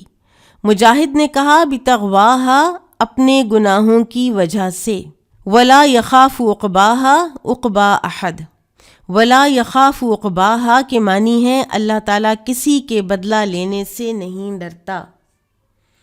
یہاں اللہ سبحانہ و تعالیٰ نے قسم کھائی ہے سورج کی روشنی کی، جو کہ اللہ تعالیٰ کی بڑی عظیم آیات میں سے ہے، اور یہ اللہ تعالیٰ کی رحمت ہے. سورج کی جو ضیاء ہے یہ اللہ سبحانہ و تعالیٰ کی رحمت ہے اپنی تمام مخلوق پر. پھر فرمایا والقمر اذا تلاہا. پھر اس کے بعد قمر کی یعنی چاند کی قسم کھائی جب وہ پیچھے پیچھے چلتا ہے سورج کے. اور اب دیکھیے کہ سورج کا نکلنا بھی ایک طرح کی ٹرانزیشن ہے کہ رات جو ہے وہ دن میں تبدیل ہوتی ہے. چاند کا سورج کے پیچھے پیچھے چلنا بھی ایک ٹرانزیشن ہے، کیونکہ اس سے مہینے کے گزرنے کا پتہ چلتا ہے، مہینے کا شروع ہونا، کسی نئے مہینے کا داخل ہونا. پھر ایک اور بات کہ اللہ سبحانہ و تعالیٰ نے اول النہار کی، دن کے بالکل شروع کے حصے کی قسم کھائی ہے. والشمسی وضحاہا. ٹھیک ہے، تو ضحاہا جو ہے یہ وہی بات جو میں نے پہلے کہی کہ ڈے بائی ڈے، زمن الیومی یعنی دن، ڈے بائی ڈے کی قسم، اور پھر اس کے بعد منتھ بائی منتھ کی قسم اللہ سبحانہ و تعالیٰ نے کھائی ہے. اور یہ قسمیں کس بات پر کھائی جا رہی ہیں؟ انسان کے نفس کی تخلیق پر، اور پھر یہ کہ انسان کس طریقے سے اپنے آپ کو کنڈکٹ کرتا ہے اس دنیا میں، اس بات پر، اور پھر یہ کہ انجام کس طرح کا ہو سکتا ہے، قوم سمود کا کس طرح کا ہوا، اور پھر یہ کہ اللہ تعالیٰ کسی کے ساتھ کچھ بھی کر دے ولا یخاف عقباہا. اللہ تعالیٰ کو کسی کا کوئی ڈر نہیں ہے کہ وہ واپسی کیا کرے گا. قال حدثنا موسى بن اسماعيل قال حدثنا وهيب قال حدثنا هشام عن أبيه أنه أخبره عبد الله بن زمعة أنه سمع النبي صلى الله عليه وسلم يخطب وذكر الناقة والذي عقر. عبداللہ بن زمعہ رضی اللہ عنہ سے روایت ہے، انہوں نے نبی صلی اللہ علیہ وسلم سے سنا، آپ نے اپنے ایک خطبے میں صالح علیہ السلام کی اونٹنی کا ذکر فرمایا اور اس شخص کا بھی ذکر کیا جس نے اس کی کونچیں کاٹ ڈالی تھیں. فقال رسول اللہ صلی اللہ علیہ وسلم، تو رسول اللہ صلی اللہ علیہ وسلم نے فرمایا اذ انبعث اشقاہا، کہ اذ انبعث اشقاہا کی تفسیر میں آپ نے فرمایا انبعث لہا رجل عزیز عارم منیع فی رختہ مثل ابی زمعۃ، اس اونٹنی کو مارنے کے لیے ایک بدبخت اور فسادی اٹھا جو اپنی قوم میں ابو زمعہ کی طرح غالب اور طاقتور تھا۔ وذکر النساء فقال، پھر آپ صلی اللہ علیہ وسلم نے اس مجلس میں عورتوں کا ذکر کیا تو فرمایا، یامد احدکم یجلد امرأتہ جلد العبد، تم میں سے کچھ لوگ اپنی بیویوں کو غلاموں کی طرح پیٹتے ہیں، سبحان اللہ، فلعلہ یداجئها من آخر یومہ، اور پھر دن کے اختتام پر اس سے ہم بستری بھی کرتے ہیں۔ یعنی ایک طرح سے یہ ہے کہ کتنی شرم کی بات ہے اور کتنی بری بات ہے کہ ایک طرف رویہ یہ اور دوسری طرف پھر بیویوں سے فائدہ بھی اٹھانا۔ ثم بعضهم فی ضحکہم من الضرۃ، پھر آپ صلی اللہ علیہ وسلم نے منع فرمایا، نصیحت فرمائی لوگوں کو ہنسنے پر جب انسان آواز سے ہوا خارج کرے۔ وقالا، اور فرمایا، لما یضحک احدکم مما یفعل، تم میں سے کوئی اس فعل پر کیوں ہنستا ہے جو وہ خود بھی کرتا ہے؟ تو اس سے کیا پتہ چلا کہ کسی بھی انسان کو، آپ دیکھیں ہر انسان کے ساتھ جو بایولوجیکل فزیکل فینومینا جو اللہ تعالیٰ نے رکھے ہیں وہ تو سب کے ایک جیسے ہیں۔ تو اگر کوئی پبلکلی اس طرح کا کوئی کسی کی ہوا خارج ہو جائے تو آپ جب اس کے اوپر ہنستے ہیں تو آپ سوچئے کہ اس کا کیا حشر ہوتا ہے، ایمبیرسمنٹ سے وہ کہیں آنے جانے کے لائق نہیں رہتا۔ اور اسی طرح سے کچھ اقوام کے بارے میں، جیسے قوم لوط کے بارے میں آتا ہے کہ وہ یہ کام کیا کرتے تھے اور اس کے بعد اپنی مجلسوں میں ایک دوسرے کے اوپر ہنسا بھی کرتے تھے۔ تو یہ اتنی ایک کروڈ اور اتنی ایک بے حیائی والی بات ہے، اور نبی صلی اللہ علیہ وسلم نے بہت ہی ایپٹ، ایک ظاہر ہے کہ آپ صلی اللہ علیہ وسلم کی ہر نصیحت ہی بہت ایپٹ ہے کہ خود بھی تم کرتے ہو تو تم دوسرے پر کیوں ہنستے ہو۔ اسی طرح اگر کوئی واش روم میں ہو اور واش روم سے باہر کوئی کسی قسم کا ساؤنڈ، کوئی چیز اگر آپ کو آتی ہے تو اس انسان کو بالکل امبیرس نہیں کرنا چاہیے، کیونکہ وہ کام ہر انسان سے صادر ہوتا ہے۔ بہت بڑے ایک مینرزم ہے جو یہاں پر سکھایا جا رہا ہے۔ وقال ابو معاویہ قال حدثنا ہشام عن ابیہ عن عبد اللہ بن زمعۃ قال النبی صلی اللہ علیہ وسلم مثل ابی زمعۃ عم الزبیر بن العوام، ابو معاویہ نے کہا، ہمیں ہشام نے بتایا، وہ اپنے باپ سے روایت کرتے ہیں، وہ عبداللہ بن زمعہ سے، انہوں نے کہا کہ نبی صلی اللہ علیہ وسلم نے فرمایا ابو زمعہ کی طرح جو زبیر بن عوام رضی اللہ عنہ کا چچا تھا۔ سورۃ واللیل اذا یغشا، وقال ابن عباس وکذب بالحسنى بالخلف، ابن عباس رضی اللہ عنہما نے فرمایا وکذب بالحسنى میں حسنہ سے مراد بدلہ ہے۔ وقال مجاہد تردى مات، اچھا اس کو پورا پڑھتے ہیں۔ ابن عباس رضی اللہ عنہما نے فرمایا وکذب بالحسنى میں حسنہ سے مراد بدلہ ہے، جس نے بدلے کی تکذیب کی، یعنی اس کو یقین نہیں کہ وہ اللہ کی راہ میں جو خرچ کرے گا اللہ اس کو اس کا بدلہ دے گا۔ وقال مجاہد، اور مجاہد نے کہا تردّا ماتا، تردّا کے معنی ہے جب وہ مر جائے گا۔ وتلظّى توہجا، وقرأ عبید بن عمیر تتلظّى، تردّا کے معنی ہے جب وہ مر جائے گا، اور تلظّى کے معنی ہے وہ آگ بھڑکتی ہے اور شعلہ زن ہوتی ہے۔ عبید بن عمیر نے اس لفظ کو تتلظّى یعنی 2 تا کے ساتھ پڑھا ہے۔ والنہار اذا تجلی، باب والنہار اذا تجلی، دن کی قسم جب وہ روشن ہو کا بیان۔ قال حدثنا قبیصة بن عقبة قال حدثنا سفیان عن الأعمش عن إبراہیم عن علقمة قال دخلت في نفر من اصحاب عبد اللہ الشام، علقمہ بن قیس سے روایت ہے، وہ کہتے ہیں کہ میں عبداللہ بن مسعود رضی اللہ عنہ کے چند تلامذہ کے ہمراہ شام کے علاقے میں گیا۔ فسمع بنا ابو الدرداء، تو ابو درداء رضی اللہ عنہ نے ہماری آمد کا جب سنا، فاتانا، تو ہماری ملاقات کے لیے تشریف لائے۔ سبحان اللہ، صحابی کا ذرا تواضع دیکھیں۔ فاتانا فقال، ہمارے پاس آئے اور کہنے لگے افیکم من یقرأ، کیا تم میں سے کوئی قرآن مجید کے قاری بھی ہیں؟ فقلنا نعم، تو ہم نے کہا جی ہاں۔ قال فأیکم اقرأ، تو فرمایا تم میں سب سے اچھا قاری کون ہے؟ فاشاروا الی، تو ساتھیوں نے میری طرف اشارہ کر دیا۔ اب یہ میری کون ہے؟ علقمہ۔ فقال اقرأ، تو انہوں نے مجھے کہا پڑھو۔ فقرأت واللیل اذا یغشا والنہار اذا تجلی والذکر والانثی، میں نے تلاوت شروع کی، واللیل اذا یغشا والنہار اذا تجلی والذکر والانثی۔ تو ابو درداء رضی اللہ عنہ نے پوچھا، قال انت سمعتها من فی صاحبک، کیا تم نے خود اپنے استاد محترم کی زبانی اسی طرح سنا ہے؟ قلت نعم، میں نے کہا جی۔ قال، تو فرمایا وَأَنَا سَمِعْتُهَا مِن فِي النَّبِيِّ صلی اللہ علیہ وسلم وَهَؤُلَاءِ يَأْبَوْنَ عَلَيْنَا، انہوں نے فرمایا کہ میں نے بھی نبی صلی اللہ علیہ وسلم سے اسی طرح سنا ہے اس آیت کو، لیکن شام والے حضرات اس کا انکار کرتے ہیں۔ اور شام کی جو مشہور قرات ہے وہ کیا تھی؟ وَمَا خَلَقَ الذَّكَرَ وَالْأُنثَى۔ اب عبداللہ بن مسعود رضی اللہ عنہ خود رسول اللہ صلی اللہ علیہ وسلم کی زبانی والذکر والانثیٰ سن چکے تھے، ابو درداء بھی اس قرات کو ہی تسلیم کرتے تھے اور وما خلق الذکر والانثیٰ کو تسلیم نہیں کرتے تھے۔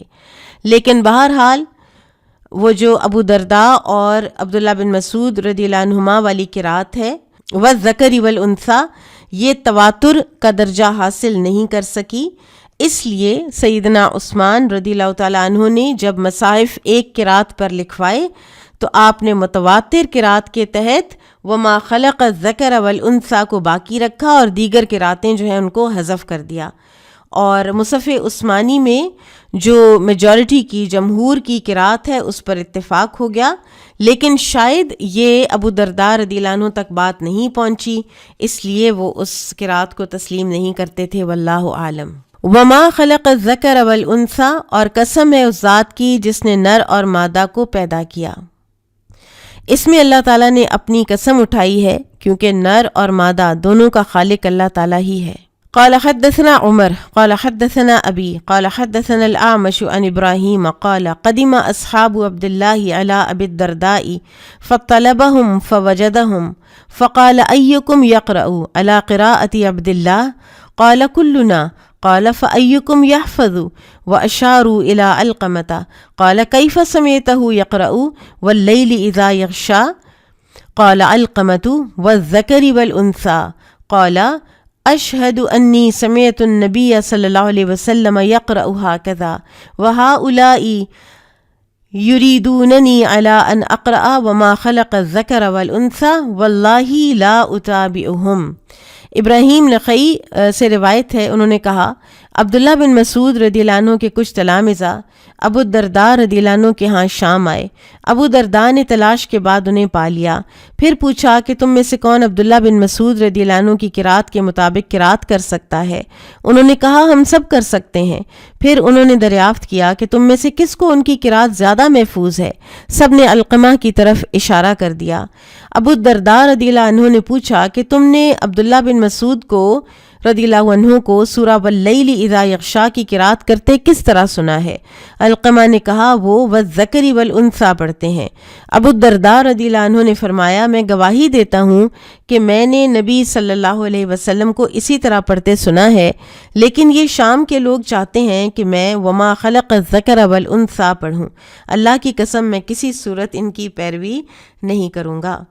ٹھیک ہے، تو اس کا مطلب یہ ہے کہ اہل شام تو وما خلق الذکر والانثیٰ پڑھتے تھے، لیکن کیونکہ میں نے رسول اللہ صلی اللہ علیہ وسلم کے دہن مبارک سے والذکر والانثیٰ سنا ہے تو میں تو اسی طرح پڑھوں گا۔ اب یہاں ایک سوال پیدا ہوتا ہے کہ اگر ان کو اپنی سماعت پر یقین تھا تو پھر اہل شام نے ان کی مخالفت کیوں کی؟ تو اس کا جواب یہ ہے کہ اہل شام کی قرات بھی یقین ہی پر مبنی تھی، وہ بھی یقینی قرات ہے، ان کی قرات کا ثبوت بھی تواتر پر ہے، اور یہی پھر قرات اہل شام والی ہی مصحف عثمانی میں بھی باقی رکھی گئی، وما خلق الذکر والانثیٰ، لہٰذا یہی واجب الاتباع ہے۔ ممکن ہے کہ والذکری والانثی، جس طرح ابو الدرداء رضی اللہ عنہ پڑھتے تھے، اس کی تلاوت منسوخ ہو چکی ہو، لیکن ابن مسعود اور ابو الدرداء رضی اللہ عنہما کو اس کا علم نہ ہوا ہو، اور مصحف عثمانی کی جب اشاعت ہوئی تھی تو ان میں ہر منسوخ قرات کو ختم کر دیا گیا تھا، لیکن شاید انہیں اس کا علم نہ ہوا ہو۔ ایک اور حیرت انگیز جو بات ہے نا، اب یہ علم القرات جو ہے اس میں دلچسپی رکھنے والوں کو یہ بات درست بہتر سمجھ آئے گی کہ شام میں جو فن قرات ہے اس کے امام ابو عمران عبداللہ بن عامر ہیں، اور جب وہ قرات بیان کرتے ہیں تو ان کی سند میں ابو الدرداء کا ذکر بھی آتا ہے، اور وہ وما خلق الذکر والانثی پڑھتے ہیں۔ اسی طرح کوفہ کے ائمہ جو امام عاصم، حمزہ اور کسائی ہیں، ان کی قرات جب نقل ہوتی ہے تو ان کی سند میں عبداللہ بن مسعود کا واسطہ بھی آتا ہے، اور وہ بھی وما خلق الذکر والانثی پڑھتے ہیں۔ تو ہو سکتا ہے، ممکن ہے کہ جب انہیں تسلی ہو گئی تو انہوں نے اپنی قرات سے رجوع کر کے جمہور کی قرات کے مطابق پڑھنا شروع کر دیا ہو، کیونکہ آگے جن لوگوں نے ان سے سیکھا ہے تو وہ تو سند میں ان کا نام بھی ہے اور وہ پڑھ بھی جمہور کی قرات کے مطابق رہے ہیں۔ بہرحال یہ امر یقینی ہے کہ والذکر والانثی جو ہے یہ بھی حروف سبعہ میں سے تھی، لیکن جس کو عرضہ اخیرہ، یعنی جب وہ نبی صلی اللہ علیہ وسلم نے لاسٹ جو ایئر تھا آپ کا، جب آپ نے جبرائیل علیہ السلام کو قرآن سنایا تھا اور رمضان میں 2 مرتبہ، تو اس میں پھر اس کو منسوخ کر دیا گیا تھا، اور وما خلق الذکر والانثی جو ہے اس کو باقی رکھا گیا تھا۔ باب قولہ فاما من اعطی واتقی، اور جس نے اللہ کی راہ میں دیا اور رب سے ڈر گیا۔ قال حدثنا ابو نعیم قال حدثنا سفیان عن الاعمش عن سعد بن عبیدۃ عن ابی عبد الرحمن السلمی عن علی رضی اللہ عنہ قال كنا مع النبی صلی اللہ علیہ وسلم فی بقیع الغرقد فی جنازہ۔ علی رضی اللہ عنہ سے روایت ہے، انہوں نے کہا ہم نبی صلی اللہ علیہ وسلم کے ہمراہ بقیع الغرقد میں ایک جنازے کے ساتھ تھے۔ یہاں پر یہ بتاتی چلوں کہ ہمارے ہاں سے یہ بات اٹھی ہے کہ جو ہم اس قبرستان کو جنت البقیع کہتے ہیں، تو وہاں پہ اب جو بورڈز ہیں وہ تو صرف البقیع بس، اور نبی صلی اللہ علیہ وسلم کے زمانے میں بقیع الغرقد کہا جاتا تھا۔ جنت کا لفظ یہ سب کانٹیننٹ سے لگا ہے، ورنہ اس کی کوئی اصل نہیں ہے۔ تو آپ صلی اللہ علیہ وسلم نے فرمایا ما منکم من احد الا وقد کتب مقعدہ من الجنۃ ومقعدہ من النار، تم میں سے کوئی ایسا نہیں مگر اس کا ٹھکانہ جنت میں اور دوزخ میں رکھ دیا گیا ہے۔ فقالو، تو صحابہ نے عرض کی یا رسول اللہ، اے اللہ کے رسول صلی اللہ علیہ وسلم، افلا نتکلو، تو کیا ہم توکل نہ کر لیں اسی بات کے اوپر؟ اور یہ جو ہے یہ تواکل کہلاتا ہے، یعنی بغیر کسی ایفرٹ کے بس اس بات کے اوپر بھروسہ رکھنا کہ سب کچھ اللہ نے ہی کرنا ہے تو بس پھر اللہ کر دے گا۔ تو اس کے لیے وہ بہترین اگزامپل وہ ہے اعقل و توکل، پہلے کیمل کو ٹائی کرو، پہلے اپنے اونٹ کی رسی باندھو اور پھر اللہ پر توکل کرو۔ فقالا، تو آپ نے فرمایا اعملوا فکل میسر، پھر آپ صلی اللہ علیہ وسلم نے فرمایا تم عمل کرتے رہو، ہر انسان جس کے لیے پیدا کیا گیا ہے اس کے مطابق اسے توفیق دی جائے گی۔ ثم قرأ، پھر آپ نے یہ آیت تلاوت فرمائی فَأَمَّا مَنْ أَعْطَى وَاتَّقَى وَصَدَّقَ بِالْحُسْنَى إِلَىٰ قَوْلِهِ لِلْعُسْرَى، جس نے مال دیا اور تقوی اختیار کیا اور بھلی باتوں کی تصدیق کی تو ہم اسے آسان راہ پر چلنے کی سہولت دیں گے، اور جس نے بخل کیا اور بے پرواہ بنا رہا اور بھلائی کو جھٹلایا تو ہم اسے تنگی کے راستے پر چلنے کی سہولت دیں گے۔ تو ان آیات میں شریعت کا خلاصہ بیان کر دیا گیا ہے کہ جو شخص یہ اور یہ کام کرے، اللہ تعالیٰ اس کے لیے احکام شریعت پر چلنا اور جنت میں جانے کا راستہ آسان بنا دیتا ہے، حتیٰ کہ بدی کی راہ پر چلنا اس کے لیے مشکل ہو جاتا ہے۔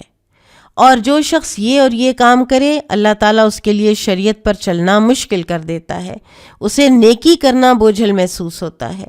اور باقی رہا کسی انسان کے انجام کے متعلق اللہ تعالیٰ کا پیشگی علم، تو یہ علم کسی شخص کو اس بات پر مجبور نہیں کرتا کہ وہ وہی کام کرے جس کے متعلق اللہ تعالیٰ نے فیصلہ کر رکھا ہے، اس کو تو نہیں پتا نا کہ یہ فیصلہ ہوا ہے، وہ تو بہرحال خود چوز کر رہا ہے نا اس بات کو۔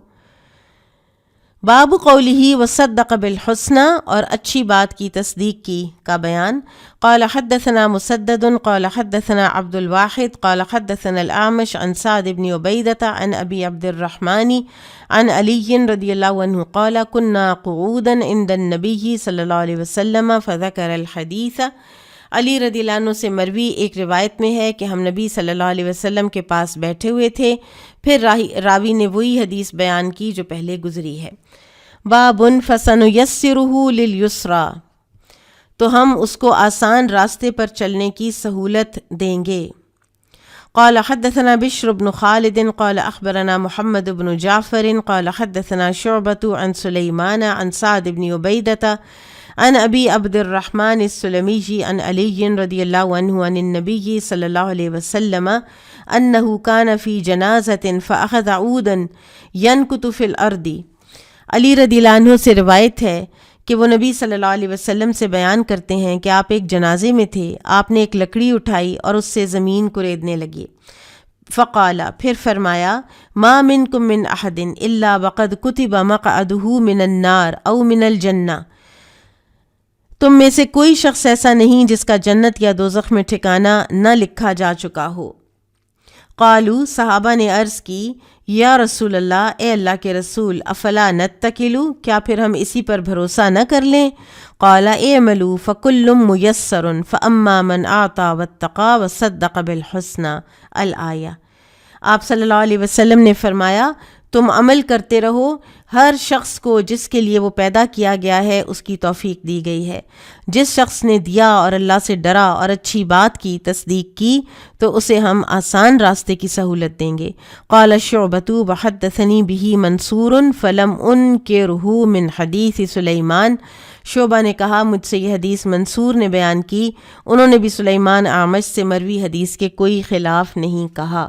باب قولہ واما من بخل واستغنی، ارشاد باری تعالیٰ، اور جس نے بخل کیا اور بے پرواہی برتی۔ قال حدثنا یحییٰ قال حدثنا وکیع عن الأعمش عن سعد بن عبیدة عن ابی عبد الرحمن عن علی رضی اللہ عنہ قال كنا جلوسا عند النبی صلی اللہ علیہ وسلم فقال ما منکم من احد الا وقد كتب مقعده من الجنة ومقعده من النار فقلنا یا رسول اللہ افلا نتکل؟ قال لا، اعملوا فكل میسر، ثم قرأ فأما من أعطى واتقى وصدق بالحسنى فسنيسره لليسرى إلى قوله فسنيسره للعسرى۔ اس کا ترجمہ پیچھے ہو چکا ہے ایگزیکٹ۔ باب قولہ وکذب بالحسنى، اور جس نے اچھی بات کو جھٹلا دیا۔ قال حدثنا عثمان بن ابی شیبۃ قال حدثنا جریر عن منصور عن سعد بن عبیدۃ عن ابی عبد الرحمن السلمی عن علی رضی اللہ عنہ قال كنا في جنازة في بقيع الغرقد فأتانا رسول الله صلی اللہ علیہ وسلم فقعد وقعدنا حوله ومعه مخصرة۔ وہ فرماتے ہیں علی رضی اللہ تعالیٰ عنہ کہ ہم بقیع غرقد میں ایک جنازے کے ساتھ تھے، ہمارے پاس رسول اللہ صلی اللہ علیہ وسلم تشریف لائے اور بیٹھ گئے، اور ہم بھی آپ کے ارد گرد بیٹھ گئے۔ آپ کے ہاتھ میں ایک چھڑی تھی، مخصرہ چھڑی۔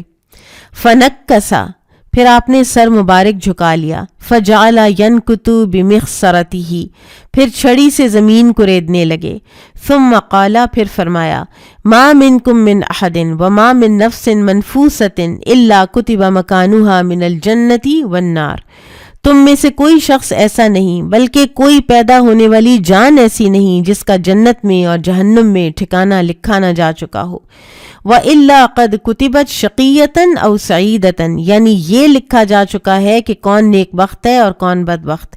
قال رجل، تو ایک آدمی نے عرض کی، یا رسول اللہ، اے اللہ کے رسول صلی اللہ علیہ وسلم، افلا نتکل علی کتابنا وندع العمل، کہ اگر ہم اس نوشتے پر بھروسہ کر لیں اور عمل چھوڑ دیں تو پھر اس میں کیا حرج ہے، وہ تو لکھا جا چکا ہے پہلے سے۔ فمن کان منا من اہل السعادۃ فسیسیر الی اہل السعادہ ومن کان منا من اہل الشقاء فسیسیر الی عمل اہل الشقاوہ، جو ہم میں سے نیک ہوگا وہ نیکوں کے ساتھ جا ملے گا، اور جو برا ہوگا وہ بروں کے سے عمل کرے گا۔ قال فرمایا اما اہل السعادتی، جو نیک لوگ ہوتے ہیں، فییسرون لعمل اہل السعادہ، تو ان کو توفیق دے دی جاتی ہے اہل السعادہ جیسے اعمال کی، نیکیوں کے اعمال کی۔ وَأَمَّا أَهْلُ الشَّقَاوَةِ، اور جو برے ہوتے ہیں، فَيُيَسَّرُونَ لِعَمَلِ أَهْلِ الشَّقَاءِ، انہیں بروں کے عمل کرنے کی توفیق ملتی ہے۔ ثُمَّ قَرَأَ فَأَمَّا مَنْ أَعْطَى وَاتَّقَى وَصَدَّقَ بِالْحُسْنَى، پھر آپ صلی اللہ علیہ وسلم نے یہ آیات پڑھیں، پھر جس نے مال دیا اور پرہیزگاری اختیار کی اور بھلی باتوں کی تصدیق کی۔ بابٌ فَسَنُيَسِّرُهُ لِلْعُسْرَىٰ، تو ہم اسے تنگی کے راستے یعنی گناہ کے لیے سہولت دیں گے کا بیان۔ قال حدثنا آدم قال حدثنا شعبة عن الأعمش قال سمعت سعد بن عبيدة يحدث عن أبي عبد الرحمن السلمي عن علي رضي الله عنه قال كان النبي صلى الله عليه وسلم في جنازة فأخذ شيئا۔ علی رضی اللہ عنہ سے روایت ہے، انہوں نے کہا کہ نبی صلی اللہ علیہ وسلم ایک جنازے میں تشریف رکھتے تھے، پھر آپ نے کوئی چیز پکڑی، فجعل ینکت بہ الارض، اور اس سے زمین کو ریدنے لگے، فقال، پھر فرمایا، ما منکم من احد الا وقد کتب مقعدہ من النار ومقعدہ من الجنہ، تم میں سے کوئی شخص ایسا نہیں جس کا جہنم میں ٹھکانہ یا جنت میں ٹھکانہ لکھا نہ جا چکا ہو۔ قالو، لوگوں نے عرض کی، یا رسول اللہ، اے اللہ کے رسول صلی اللہ علیہ وسلم، افلا نتکل علی کتابنا وندع العمل، تو کیا پھر ہم اس نوشتہ تقدیر یعنی لکھے ہوئے پر بھروسہ نہ کر لیں اور عمل کرنا چھوڑ نہ دیں؟ قال، فرمایا، اعملوا فکل میسر لما خلق لہ، اما من کان من اہل السعادۃ فییسر لعمل اہل السعادۃ، واما من کان من اہل الشقاء فییسر لعمل اہل الشقاوۃ۔ ثم قرأ فاما من اعطى واتقى وصدق بالحسنى، آپ صلی اللہ علیہ وسلم نے فرمایا، تم عمل کرتے رہو، ہر شخص کو ان اعمال کی توفیق دی جاتی ہے جن کے لیے وہ پیدا کیا گیا ہے۔ جو شخص نیک ہوگا اسے نیکوں کے عمل کی توفیق ملی ہوتی ہے، اور جو بدبخت ہوگا اسے بدبختوں کے عمل کی توفیق ملی ہوتی ہے۔ پھر آپ صلی اللہ علیہ وسلم نے یہ آیات پڑھیں، جس نے دیا اور تقوی اختیار کیا، پھر اچھی بات کی تصدیق کی۔ اب یہاں پر امام بخاری نے اس حدیث کو مختلف طرق کے ساتھ کئی عنوانات کے تحت ذکر کیا ہے، اور اس حدیث کے متعلق مزید ڈیٹیلڈ جو تشریح ہے وہ کتاب القدر میں آئے گی انشاءاللہ تعالی۔ رسول اللہ صلی اللہ علیہ وسلم کے ان ارشادات کا حاصل یہ ہے کہ تقدیر کا تو کسی کو علم نہیں ہے، تقدیر کدھر کو اللہ تعالیٰ پھیر دے وہ قادر ہے، اس لیے ہمیں نیک تقدیر کے لیے اللہ تعالیٰ سے دعا مانگتے رہنا چاہیے۔ البتہ اگر انسان نیک عمل کرتا ہے تو یہ اس بات کی علامت ہے کہ اللہ تعالیٰ نے اس کا ٹھکانہ جنت میں لکھا ہے، اور اگر برے کاموں میں مصروف ہوتا ہے تو یہ گمان ہو سکتا ہے کہ اس کا ٹھکانہ دوزخ میں بنایا گیا ہے۔ باقی اصل انجام تو اللہ ہی کے ہاتھ میں ہے، ہوگا وہی جو اللہ نے تقدیر میں لکھ دیا ہے۔ اور پھر یہ بھی کہ چونکہ تقدیر کا علم بندے کو نہیں دیا گیا، البتہ اسے اچھی اور بری دونوں راہیں بتا دی گئی ہیں، اس لیے ہمارا فرض ہے کہ ہم اچھی راہ کو اختیار کریں اور بری راہ کے پاس نہ جائیں۔ پھر ان احادیث سے ایک اور بات بھی ہمیں پتہ چلتی ہے کہ صحابہ کرام روایت بالمعنی بہت کرتے تھے۔ آپ دیکھیں کہ یہ ایک ہی حدیث ہے، کسی میں آتا ہے کہ آپ کے پاس ایک چھڑی تھی، کسی نے کہا کہ آپ نے زمین سے کوئی چیز اٹھائی، ٹھیک ہے، تھوڑے تھوڑے سے الفاظ کے فرق کے ساتھ یہ حدیث جو ہے یہ بار بار آ رہی ہے۔ تو زیادہ تر حدیث جو ہے نا وہ روایت بالمعنی ہے۔ بارک اللہ فیکم، سبحانک اللہم و بحمدک، اشہد ان لا الہ الا انت، استغفرک و اتوب الیک۔ السلام علیکم ورحمۃ اللہ وبرکاتہ۔